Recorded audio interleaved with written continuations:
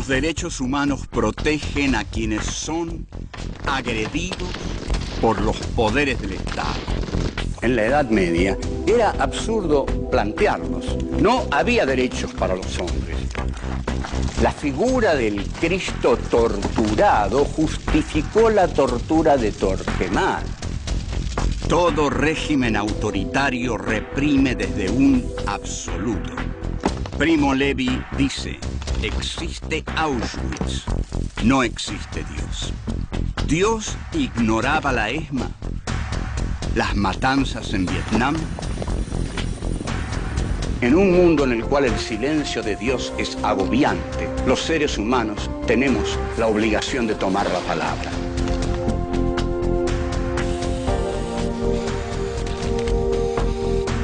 Filosofía aquí y ahora 5.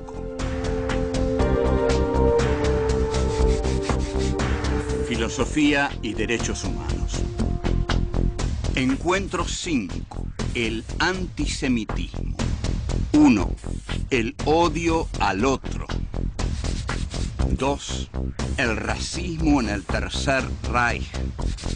3. La errancia y el dinero. 4. La experiencia del sufrimiento. 1. El odio al otro.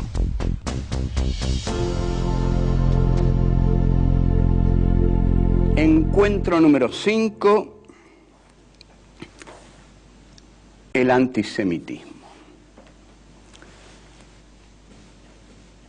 En verdad, para ir al punto en cuestión, lo que ha trastornado al pueblo judío durante los últimos siglos, digamos durante los últimos 2000 años, desde la crucifixión de Cristo, es que son acusados de haber matado a Dios.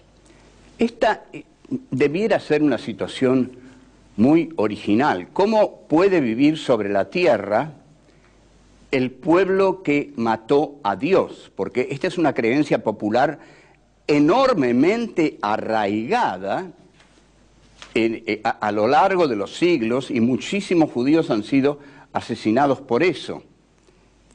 Ahora, también es cierto que habría que preguntar, si los judíos mataron a Dios, entonces no hay Dios. Está muerto Dios. Nietzsche no tendría que haber dicho su frase, Dios ha muerto. ¿Cómo, Nietzsche? ¿Cómo, señor Nietzsche? ¿Cómo usted dice Dios ha muerto? ¿No sabe que lo mataron los judíos? Es un poco rara la frase de Nietzsche.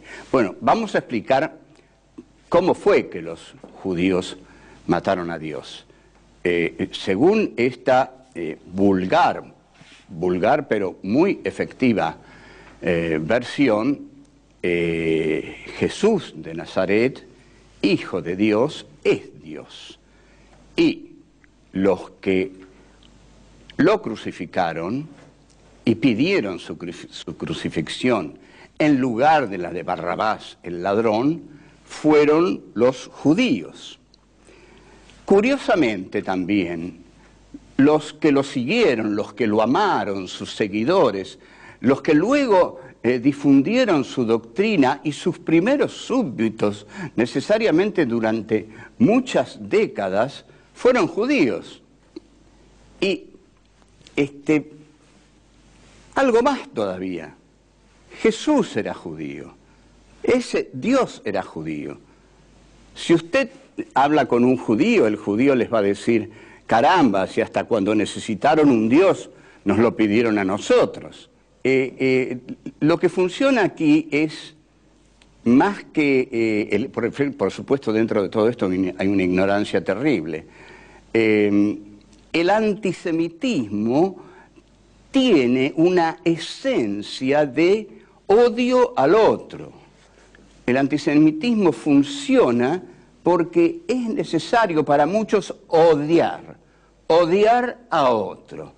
Sartre, en un libro sensacional llamado Reflexiones sobre la cuestión judía, dice: si el antisemita no existiera, si el judío no existiera, el antisemita lo inventaría. Lo mismo que aquí la gente necesita odiar. Ustedes observen, cuando los franceses, que son muy antisemitas, dicen, bueno, los judíos, hay muchos judíos en Francia, están los judíos y nos roban Francia. Dentro del antisemitismo alemán, Hitler les decía a los alemanes, tengan mucho cuidado, los judíos son muy inteligentes y nos están robando Alemania. Bueno, y aquí en la Argentina hay un racismo, un odio al diferente de la misma condición. Porque cuando el tipo dice, me están robando Francia, cree que Francia es de él. Y acá también, cualquiera que uno encuentre por ahí dice, pero usted vio la cantidad de bolivianos, peruanos, que están entrando, y no vio a todos esos paraguayos que ya se hicieron sus casas. Nos están robando el país, nos están robando el país. Entonces yo a veces a algunos les pregunto, perdón, cuando usted dice nos está robando el país, está diciendo que el país es suyo, es suyo. ¿Se da cuenta? Usted cree que los uruguayos, los paraguayos, los bolivianos, vienen a robarle el país, su país. ¿Usted cree en serio que este país es suyo? ¿En serio cree que este es su país, que es suyo? Porque usted tiene una libreta, un DNI o algo así. No, querido amigo.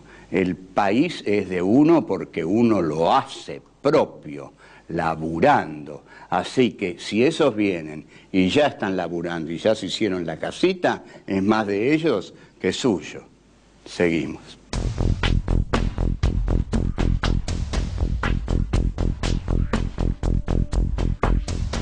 Dos, el racismo en el Tercer Reich. Tampoco tenemos que creer que la cuestión esa de los judíos mataron a Dios era solamente una cuestión de ignorancia popular. En sus ensayos sobre el cristianismo, nada menos que Hegel dice que lo absoluto pasó entre el pueblo judío y el pueblo judío no lo supo reconocer. Díganme si ahí no está la base total de los judíos mataron a Dios. No supieron reconocer a lo absoluto y decir los judíos mataron a Dios es más o menos la misma cosa. Esa es la base antisemita y racista de la Alemania que va a confluir en el Tercer Reich.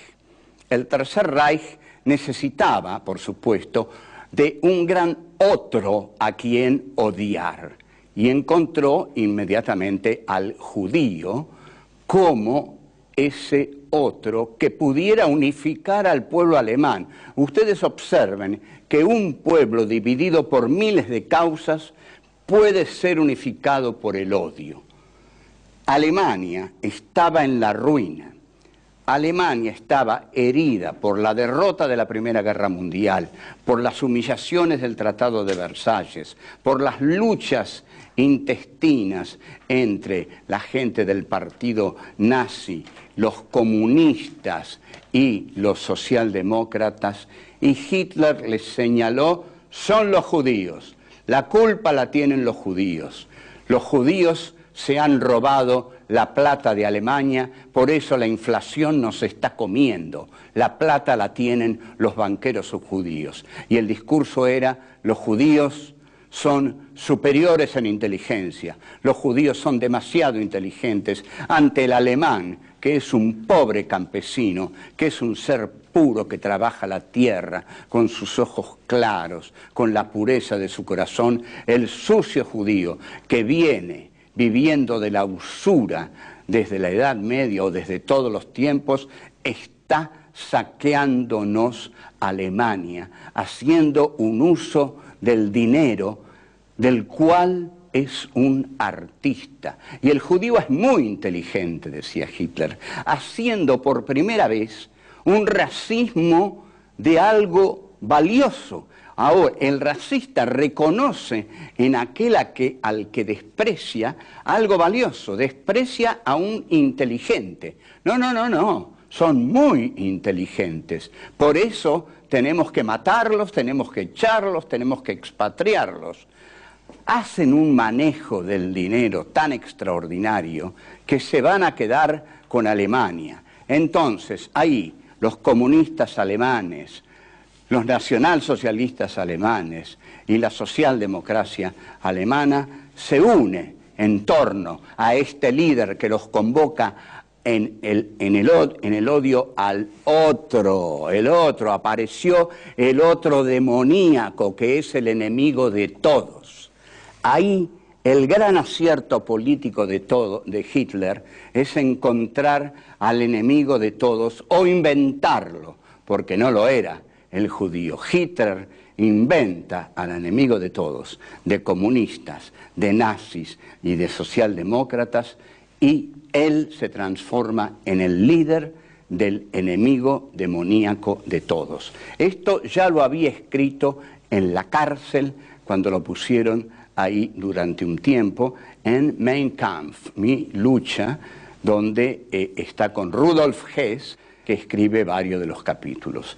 Están ahí todas las ideas del Führer y sobre todo sus ideas antisemitas. Su antisemitismo es terrible. No creen en Jesús.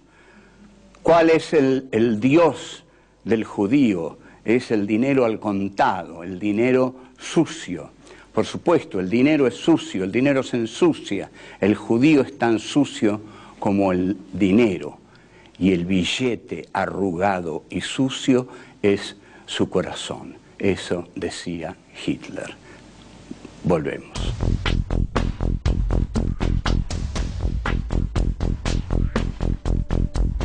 Tres, la errancia y el dinero.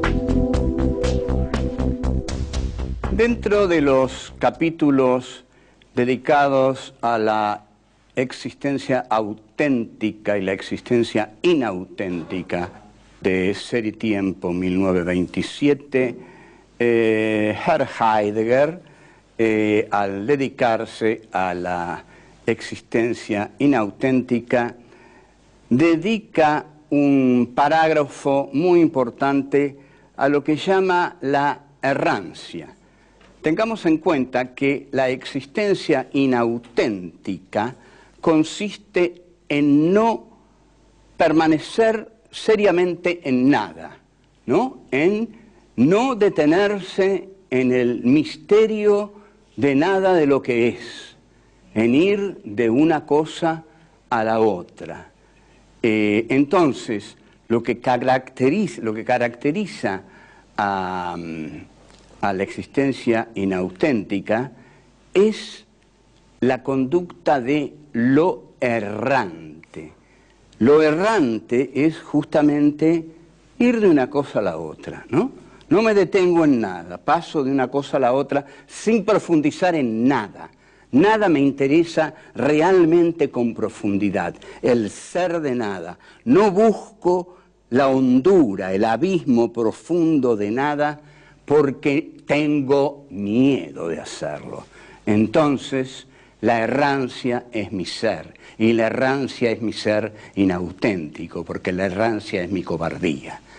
Entonces, hay muchos que ven en esta descripción de la errancia, que es muy profunda en Heidegger. Heidegger dice que el ser errante, o los intérpretes dicen que Heidegger está describiendo al judío al describir al ser errante. Y hay, durante el siglo XIX, una novela del escritor francés Eugène Sue, que se llama El judío errante. La característica del judío es la de errar, El judío nunca puede echar raíces en un país porque no tiene país, no tiene país, no tiene una tierra. A lo largo de los siglos no ha tenido una tierra porque es un pueblo sin arraigo propio. Este enorme sufrimiento ha sido muy mal comprendido por los antisemitas que encima se lo han reprochado. Entonces, Heidegger dice, ese pueblo errante, incapaz de profundizar en nada, es el que va de una cosa a la otra. Y Eugenio Sue es el que dice, el judío es ese ser errante. Pero peor, más hondo, más duro y más agraviante, es Marx en la cuestión judía. En la cuestión judía, Karl Marx identifica a la usura con el capitalismo. Ustedes piensen que este ser errante, que ha ido a lo largo de la historia de un país a otro sin poder echar raíces en ninguno y sin poder considerar que ninguno era el suyo, tuvo necesariamente que dedicarse al dinero, porque el dinero era la necesaria errancia en todos los países. ¿Qué es lo común a todos los países? El dinero. El dinero me ancla, me da raíces en cualquier país. Entonces, el judío se dedica al dinero, a la usura, y la usura es lo que con el dinero le da ganancias. Entonces, Marx dice, el capitalismo es la usura. El capitalismo es la usura. Lo que va a solucionar el problema judío es la desaparición del capitalismo, la desaparición de la usura. Y con la desaparición de la usura van a desaparecer el capitalismo y el problema judío. Y hay algo más que hay que comprender para comprender lo que este pueblo significa en la historia, que lo voy a decir en el próximo bloque, porque ahora vamos a ir a un corte.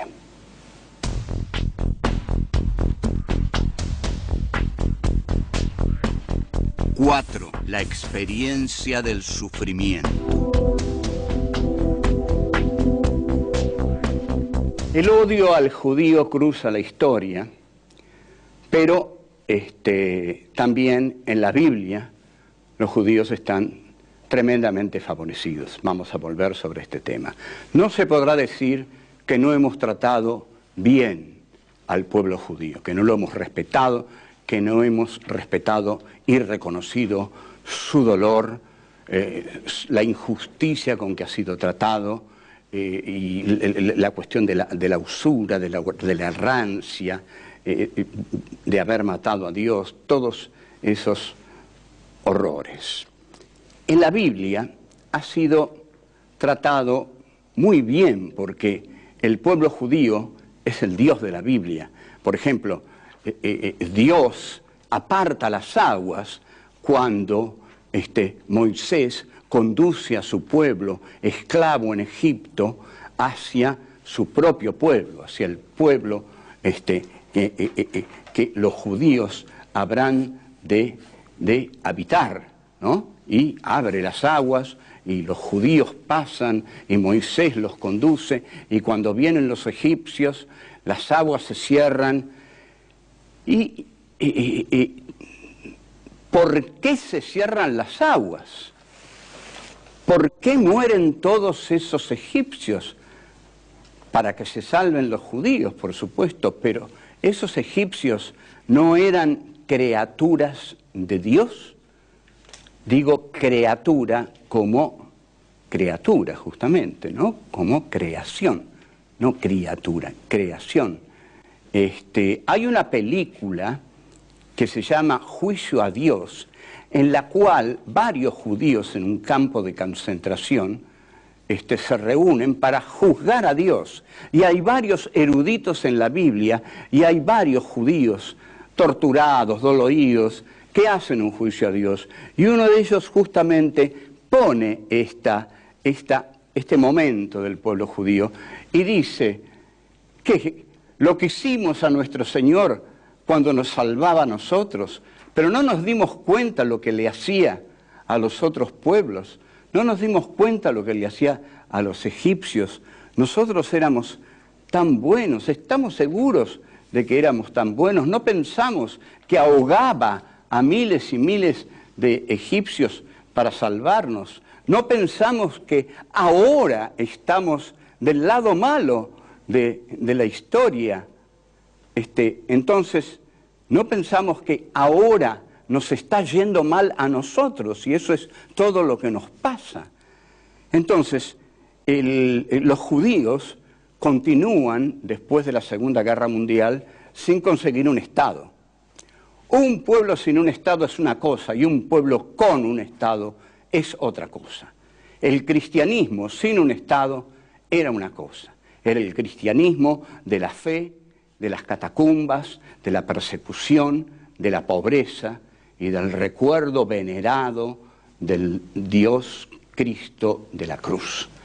Pero el cristianismo del Estado, el cristianismo del poder, el cristianismo de la riqueza, fue el cristianismo de la persecución, el cristianismo de las cruzadas, el cristianismo del poder papal, el cristianismo de la tortura. Y entonces los judíos llegaron a tener su Estado. Llegan a tener su Estado a partir de 1948 y vayamos a hoy. Hoy tienen un poderosísimo Estado nuclear respaldado por Estados Unidos. Hoy Israel es un enclave del imperio norteamericano poderoso en Medio Oriente. Está rodeado de enemigos fanáticos, locos, que si no fuera por Estados Unidos lo destrozan al día siguiente. O sea que no es nada fácil la situación, no es nada fácil.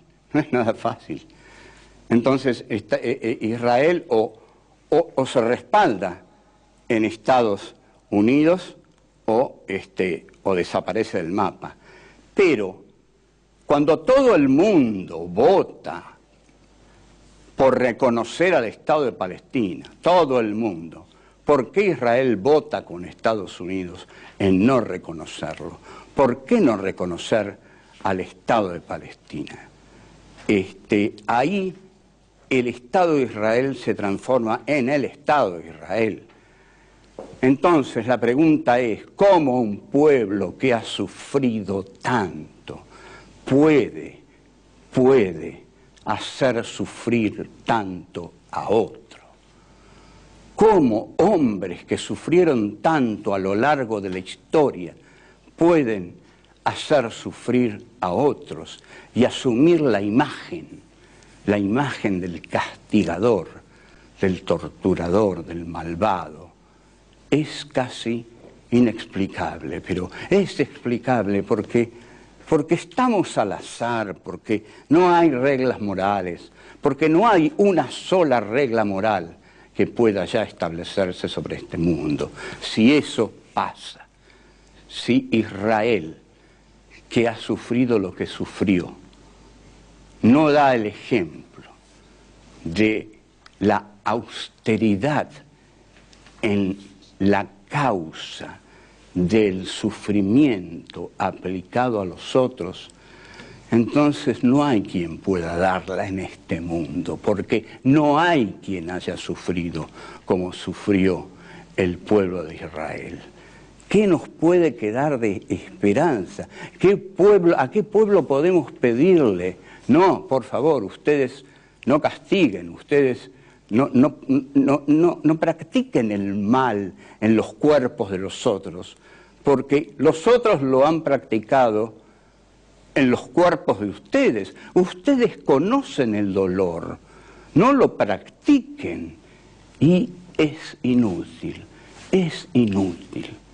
Quizás lo practican porque tienen tanto miedo de volverlo a sufrir que ese miedo los lleva a practicarlo doblemente. Entonces ya es muy difícil comprender todo lo que pasa. Esta es nuestra conclusión de hoy de filosofía y derechos humanos. Chao.